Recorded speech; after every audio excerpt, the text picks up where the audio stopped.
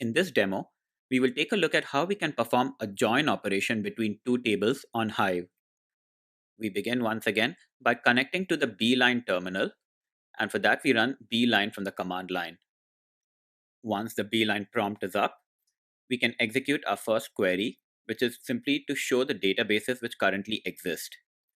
In addition to the default database, which is created automatically by Hive, there is the university database which we created in the earlier lab of this course. We wish to work with the second database here, so we simply run use university. This database already contains one table called students, which we created previously, and in order to join that table with something else, we create one more table. So this table will be called scorecards and will contain the scores obtained by students in certain courses. Note the use of the statement create table if not exists. As the phrase implies, the scorecards table will only be created if it does not already exist.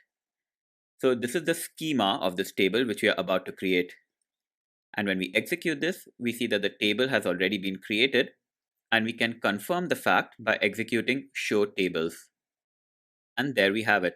The scorecards table has now been created in addition to the students which was already there. We can view the schema of the scorecards table by running the describe scorecards command. And this confirms that the schema is exactly as we had defined it previously. So note over here the presence of the student ID column, which is the one which links it to the students table. We will be using that column in order to perform the join operation. But before we can do that join, we need to add some data into the scorecards table. So here I'm inserting 6 rows of data into the table, and whatever data you do enter, do make sure that you're following the schema constraints. And once the data has been loaded, we can simply run a select star from scorecards to confirm that the data is indeed there. And once we have that confirmation, we are now ready to perform our join operation.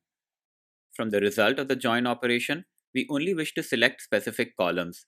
We list those out in the select clause here. And note that here we specify the specific ID field which we want by making use of the dot operator. In this example, we list down students.id to be returned in our result, whereas all the other fields do not have this particular dot operator.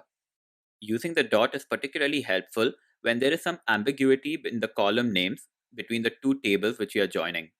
For example, if there was a column called ID in both the tables and you'd only like to return one of them in your result, then you can make use of this dot operator to specify which of those